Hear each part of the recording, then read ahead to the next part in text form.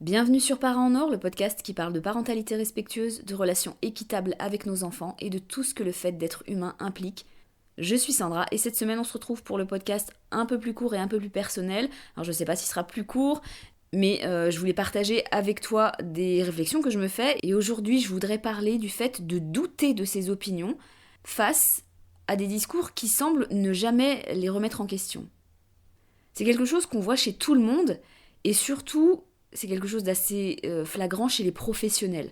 Le fait d'affirmer, le fait d'être sûr de ses avis et de ses opinions, comme si c'était des opinions inébranlables. Ça, c'est normal pour deux raisons, en tout cas, moi j'y vois deux raisons. C'est quelque chose qui est souhaité par le client ou le patient, forcément, parce que quand on est client ou patient et qu'on va consulter un professionnel, on a envie d'avoir quelqu'un qui est sûr de lui. C'est évident, sinon ça donne pas du tout confiance. Si par exemple je vais consulter un professionnel de la maçonnerie et que dans son discours je sens qu'il est pas sûr du grammage qu'il faut pour le béton de la maison et que du coup il est pas sûr de la résistance, qu'il doute en fait de ce qu'il doit choisir ou faire, etc., ça donne absolument pas confiance. C'est évident que c'est pareil chez le médecin, si le médecin il doute, il hésite sur le traitement qu'il faudrait suivre, etc., ça donne absolument pas confiance. Ça m'a fait ça justement il y a pas longtemps. En tant que cliente, j'étais chez mon avocate pour un dossier personnel et j'étais gênée par le fait qu'elle me demandait mon opinion. C'est-à-dire elle me demandait qu'est-ce que vous pensez qu'on pourrait faire pour ça ou ça, est-ce que vous voyez autre chose, etc. Ça m'a un peu séchée parce que en fait j'étais venue chercher son expertise à elle et elle semblait pas sûre d'elle. Donc c'est quelque chose qu'on a envie de voir chez les professionnels qu'on consulte. On a envie qu'ils soient sûrs des conseils ou des traitements ou des directives qu'ils peuvent nous donner. C'est aussi normal de faire ça pour la deuxième raison qui se passe du côté du professionnel, c'est que on a, en tant qu'être humain, et les professionnels sont des humains aussi, on a besoin de valorisation. Quand je parle de valorisation, je parle on a besoin de constater des preuves de notre valeur en tant qu'humain, et c'est souvent à travers nos discours. C'est-à-dire que nos discours, limite, on les considère comme notre être. Nos opinions, nos avis qu'on donne, c'est nous. Donc on a envie de les défendre vraiment bec et ongle parce que, limite, ils nous représentent en tant que personne et en tant que valeur. Mais tout ça, le souci d'avoir des opinions qui semblent vraiment inébranlables, c'est que c'est totalement contradictoire avec la réalité qui est qu'un discours qui doute, c'est un discours qui est sain en réalité. C'est ça l'art du doute, le scepticisme, c'est le fait de toujours rester ouvert à remettre en question son opinion et les probabilités qu'on apporte à une hypothèse. C'est quelque chose d'absolument sain parce qu'en fait c'est ça la réalité. Les opinions elles changent, le savoir change sans arrêt. Mais si toi, en tant qu'humain ou en tant que professionnel, t'es la seule personne à avouer ou à montrer que tu as ce doute, que tu as cette ouverture finalement, si t'es seul face aux autres, le problème c'est que ça va être forcément perçu comme une faiblesse et ce sera mal vu. Alors que j'espère bien que tout le monde doute, en fait. Ou que tout le monde est prêt à douter et est prêt à remettre en question ses opinions, professionnelles ou pas. Mais si t'es le seul à le faire, si t'es la seule à le faire, t'auras plus facilement des doigts qui seront pointés sur toi et on va bien te montrer tes faiblesses. Quand ça m'arrive, ça, quand je remarque ça, dans des moments par exemple d'échange avec quelqu'un, où moi je suis dans le doute, c'est-à-dire que je me re-questionne dans mes opinions, etc. Et qu'en face, j'entends un discours qui est absolument donné comme quelque chose de sûr et d'indestructible, eh bien, j'ai d'abord un sentiment qui est un sentiment de malaise, parce que, comme je le disais, nos discours, c'est nous, en fait. Enfin, on fait ce raccourci mental, et du coup, bah forcément, on se sent mal, parce qu'on pense être moins bien en tant que personne, moins légitime par exemple pour donner son opinion. On peut penser que notre discours il vaut moins qu'un discours qui a été enveloppé dans des mots et une attitude sûre et forte. Et c'est là qu'on voit que un discours, ce qui va transparaître le plus et être vraiment perçu par les gens qui l'écoutent, c'est comment il va être enveloppé ou drapé.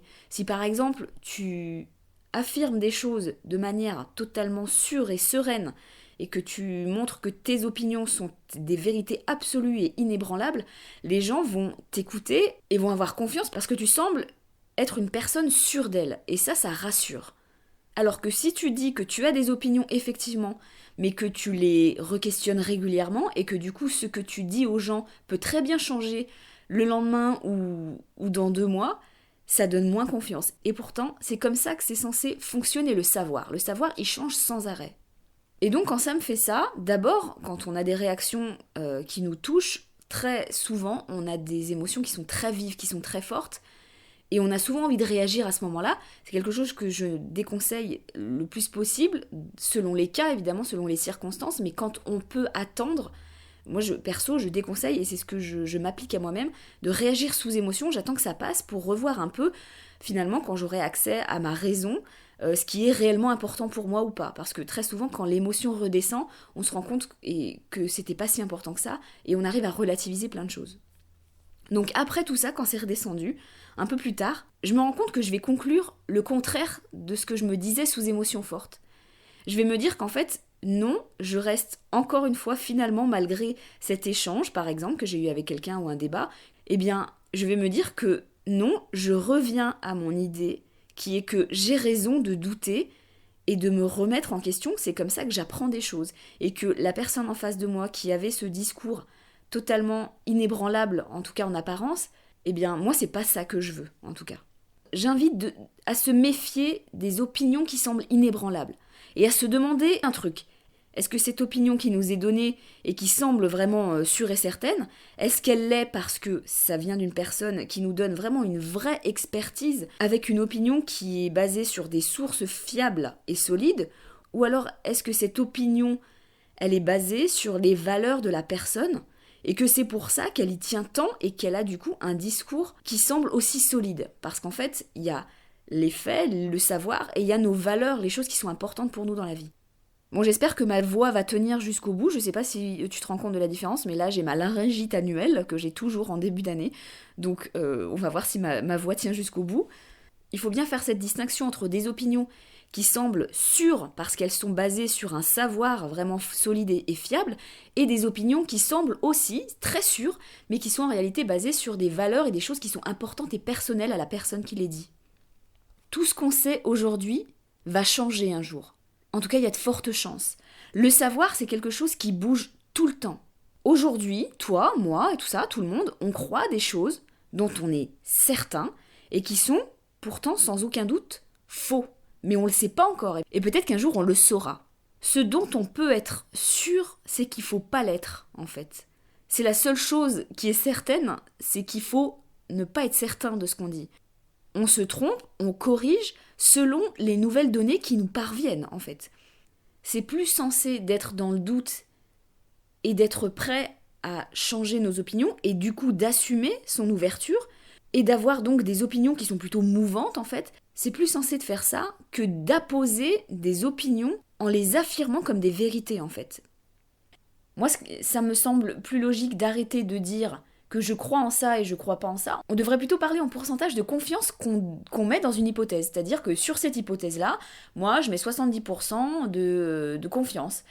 Sur cette hypothèse-là, je mets 20%. Et du coup, ce pourcentage-là, on devrait pouvoir le moduler selon les données qui nous parviennent. Et c'est comme ça que je fonctionne dans ma tête. C'est-à-dire que moi, j'ai des avis sur des choses, et je suis sûre que tu fonctionnes comme ça, mais t'en as peut-être pas conscience, ou en tout cas, tu l'as pas mis sous cette image-là, mais j'ai un avis sur tel sujet, mais en fait, c'est jamais à 100% ou à 0. C'est jamais tout ou rien. C'est-à-dire que je vais y mettre un pourcentage de véracité, ou en tout cas de confiance, plutôt. Par exemple, concernant l'hypothèse qui dirait que les colliers d'ambre permettent d'éviter les douleurs dentaires chez le bébé, personnellement, j'attribue à cette hypothèse environ 15% de ma confiance. Pourquoi 15%? Alors c'est environ, hein, c'est imagé, hein, évidemment, parce que je mets peu de crédit aux vertus énergétiques des pierres, c'est quelque chose auquel je ne crois pas, mais il peut y avoir un effet placebo qui peut être intéressant, donc c'est pour ça que j'ai pas mis 0% par exemple, hein, 15% c'est à peu près, ça peut être plus ou moins. Par contre, si un jour j'ai de nouvelles données qui me parviennent, ou si je vais aller en chercher, et que ces données me semblent fiables et qu'elles me donnent confiance, je suis absolument tout à fait prête à modifier ce pourcentage, et à l'augmenter ou à le réduire selon ce que ces données me diront. Donc cette pensée bayésienne, je la trouve absolument essentielle en fait dans nos opinions de tous les jours, même en tant que parents, quand on a des choix à faire, combien de pourcentage tu mets sur telle hypothèse et combien tu mets sur telle autre hypothèse, etc. Et il faut être prêt et ouvert à modifier ce pourcentage, entre guillemets. Donc là, je parle de tout ce qui est sur le plan du savoir et des données scientifiques ou des faits ou des choses qu'on peut à peu près savoir de notre monde. Et encore, même les faits, on en a très peu dans notre monde. On sait très peu de choses de notre monde et tout change tout le temps. Et en plus, comme tout passe par nos yeux et notre cerveau, donc tout est interprété, même les faits absolus sont interprétés par notre cerveau, il y a quand même quelque chose qui est aussi important et qui va régir finalement nos vies, nos opinions et aussi l'avenir de l'humanité, c'est nos valeurs. C'est-à-dire que l'importance qu'on met dans nos valeurs personnelles, c'est quelque chose qui peut perdurer plus longtemps que certains savoirs.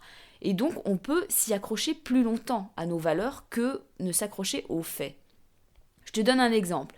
Par exemple, si un jour, il y a un espèce de consensus scientifique, tout à coup, qui serait complètement différent de celui d'aujourd'hui, et qui dirait que les violences faites sur les enfants n'ont absolument aucune conséquence finalement, on se rend compte que ça n'a aucune conséquence sur leur vie d'adulte et sur leur santé psychique et mentale, ça pourrait me rassurer en me disant que finalement, ça va, je veux dire, on peut être moins alerte sur ça, mais je ne pourrais pas ne plus défendre des enfances sans violence. Parce que là, ça fait vraiment appel à mes valeurs et au fait que j'ai vraiment à cœur la douceur et que j'ai vraiment énormément de mal avec tout ce qui est dureté et violence qui n'est pas inhérente à la vie. Parce que la vie en soi, elle est dure et violente, mais l'être humain en rajoute une pelletée de couches et c'est quelque chose que je n'adhère pas, je n'y arrive pas.